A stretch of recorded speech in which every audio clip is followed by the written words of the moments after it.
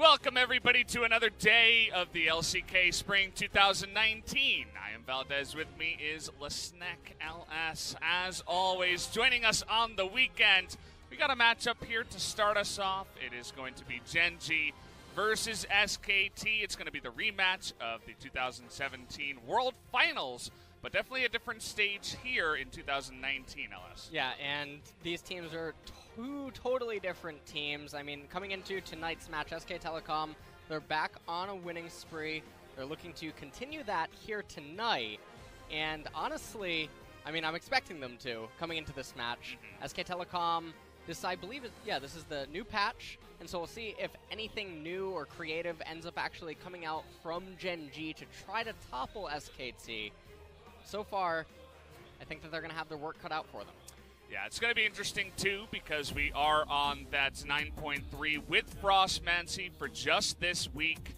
And that will be taken away, of course, the next week. So it's been what we've been calling the one-week meta here, because it will be, of course, changed going into next week. SKT struggled against it in game number 1 of King's Zone, but then were able to come back.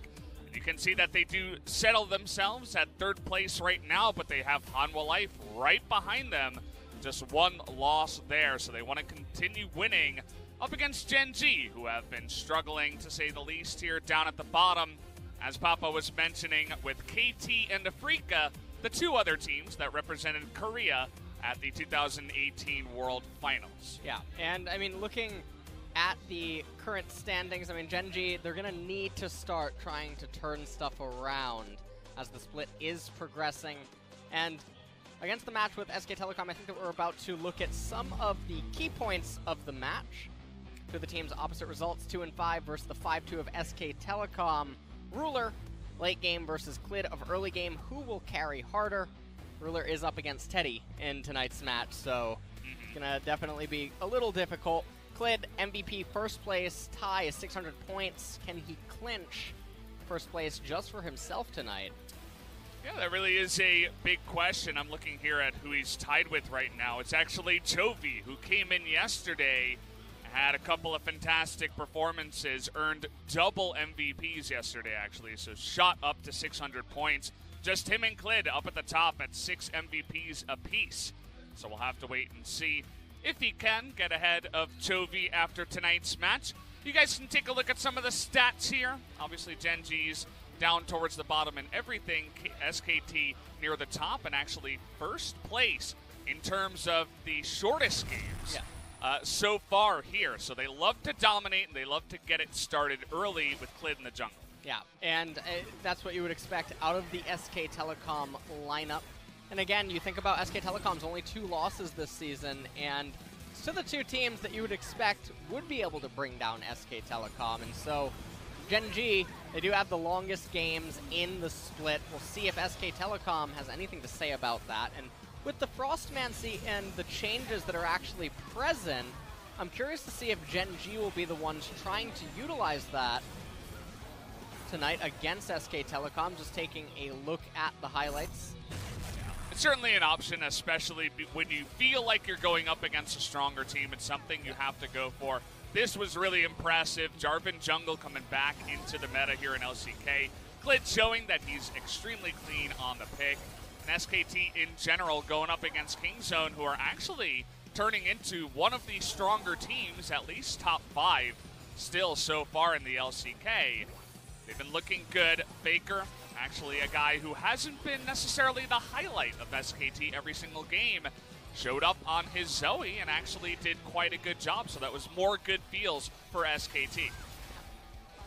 And so I think that Gen G, fortunately for them, inside of this 1-week meta, I actually think it's probably going to produce maybe the highest % chance they would likely have at trying to topple SK Telecom here tonight. And if you're SK Telecom, you know, you wonder, well, do we actually need to do any of the Frostmancy shenanigans or any of the special Frostmancy shenanigans that are present in bottom lane that will persist even after the 1-week meta? Taking a look right here between Ruler and Teddy. And this is really the iconic matchup, I think, for me, especially watching this series, is Ruler is such an integral piece to his team, but he's going up against Teddy. Yeah, I mean, whenever you see Gen G, you immediately think Ruler right now, as a lot of his other lanes have just started struggling. Juve, a guy in this lineup that hasn't won a single match just yet, a single game. With Gen G, they're going to be bringing him out once again. So an interesting decision there. They're not going to be playing Roach, a guy that has been having more success, even if it hasn't been so much success. Guys like Peanut in the jungle haven't been showing up too much. And Fly himself, it's really just been the bottom lane and mainly the Ruler show for the times that Gen G are actually able to pick up some wins. Yeah. Now they're moving out onto the stage. I really got to say that their demeanor, it doesn't look that enthusiastic, if I'm just being honest. I mean, Fly cracking a smile right here as they all bow, but did just look a little bit desolate before they entered onto the stage. Yeah, it's rough. I mean, all the bottom teams, especially some of the teams that have had a lot of success in the past, have been looking like this as they do come in. SKT, you can see some, some faces of confidence, I'd say. Just ready to get into the game. Some small smirks from a bunch of the players here. SKT definitely the favorites coming into this matchup, receiving a big cheer from the audience. We'll see if they can close it out tonight. I'm curious if Ezreal and the Kleptomancy type shenanigans will be present in tonight's series, or if SK Telecom will just take a more straight up approach. Generally, when you are against a team that you're expecting or assuming to be better than, you don't want to do anything too risky or unorthodox, because for the most part, you just don't need it in order to secure the win. So we're going to be jumping into pick ban in a second here. One last look at the lineups. Yeah, still the most interesting thing for me is that, Gen G, I think they only have the one sub in Roach, and he's the only guy that's gotten wins in the top lane, but they're putting their faith in the guy that has a bit more experience on the world stage to come out tonight up against a very strong opponent in SKT, who have been running pretty much the same lineup every single game. These 5 guys going to be jumping onto the Rift once again tonight. Zoe, a pick that has been hopping up in priority, so happy to see Faker do a bit better on that pick as well. This, I think, is the meta where the mid lane is actually quite powerful. Yeah. Now, Kleptomancy is still currently in the game, but a lot of pro players have begun saying that mid lane's power is definitely being more felt in this patch moving forward, especially. Definitely mid and ADC tend to be the focus. We have had some champions leave the top lane in recent patches. Most notably, Urgot did get hit. He's still picked. Akali, Aatrox, Aurelia, these champions, they're getting picked less frequently nowadays. Yeah, it's definitely a very good patch, I'd say, just to shake things up. Not just talking about was it a positive change or a negative change. It just means that the games are going to look different, which is always good. You don't want to get that stale meta going, especially with the super tanky guys in the mid lane. I was never a fan of that. Now we get LeBlanc versus Zoe, all sorts of fun stuff. And no doubt we're going to get some more of that here tonight as we jump into pick and ban for game number 1 of Gen G versus SKT. Let's take a look at what is going on. Gen G open this up with a Galio ban. And even though despite Galio's nerfs, not a lot of people are actually wanting to play him all that much, although he is popping up in the support role nowadays as well. It is still SK Telecom and it is Faker. So a very key champion pick for SK Telecom. And now we'll see what they want to ban away. Karma. SKT basically saying no Klepto shenanigans, at least from her.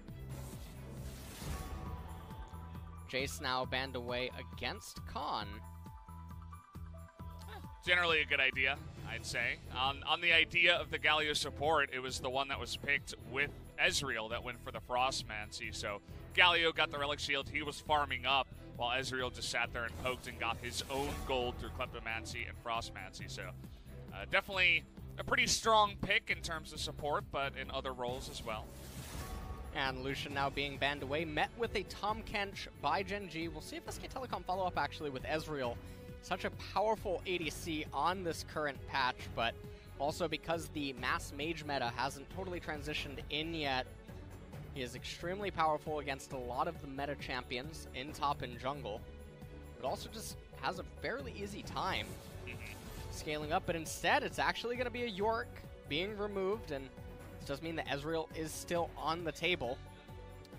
Yeah, Ezreal's still there. It's definitely going to be something that Ruler could consider picking up, and he immediately does. And remember, guys, this is a new patch. There are stuff like the Urgot available, but teams are not prioritizing him as much as some other picks like Ezreal. And now Thresh, this is, I know a lot of players are thinking that he is probably the premier support right now in the game. He is being hovered by SK Telecom. We'll see if they just, okay, well, they insta-lock the Lee Sin secondary. Well, it is Clid. You can't really argue with that one. It's his most played. He is unbelievably clean on that pick, so I'm always happy to see Clid hopping onto Lee Sin any day of the week. Well, and Gen G now pick up the Urgot for themselves. Still has the ability to go mid or top, despite the changes that he's suffered a little bit. And Clid on the Lee Sin, I mean, 2 of his MVPs has been on that champion.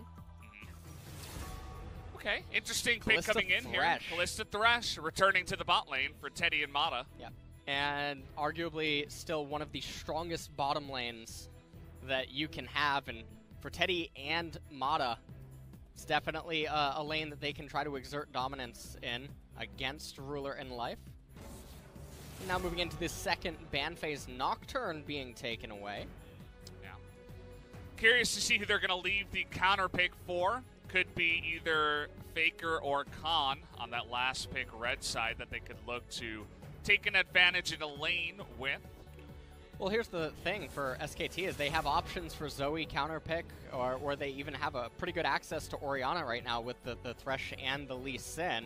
And both of those 2 champions are extremely powerful on the current patch, so I wouldn't be too surprised to actually just see them pick for Khan 4th and then finalize the draft with counter pick into the mid lane to make sure that everything's just secure. Gen G banning away the Victor, and the reason that you see that is primarily because you look at SK Telecom's team composition. They are very, very heavy on magic damage. The Lee Sin obviously going to be able to put out quite a lot. The Kalista.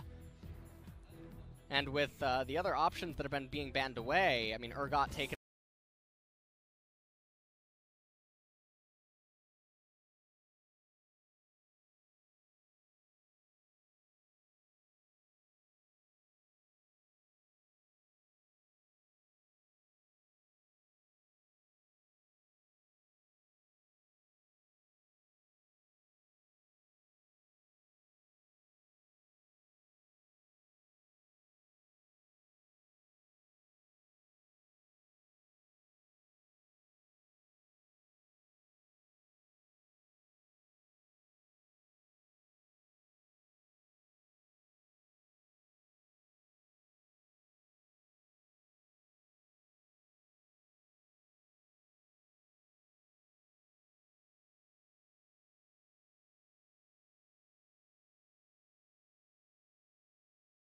away York, taking away Jace. There's a limited amount of options for AD damage that can come out of the top lane that's going to be reliable, and there's the Zoe ban. Yeah, still want to deal with the Zoe here, especially after Faker's performance on that one up against King Zone. Just going to totally deny him away from that one, and now Sylas comes in. It can be flexed to mid or top, but Faker did play it in the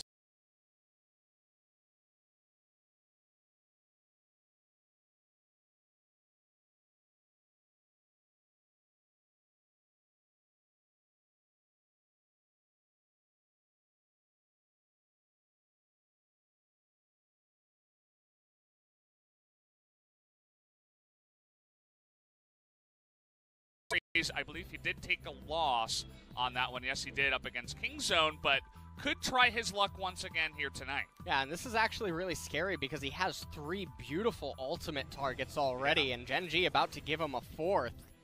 So normally when you look at Sylas, you look at him and be like, okay, well, yes, he is able to be this new version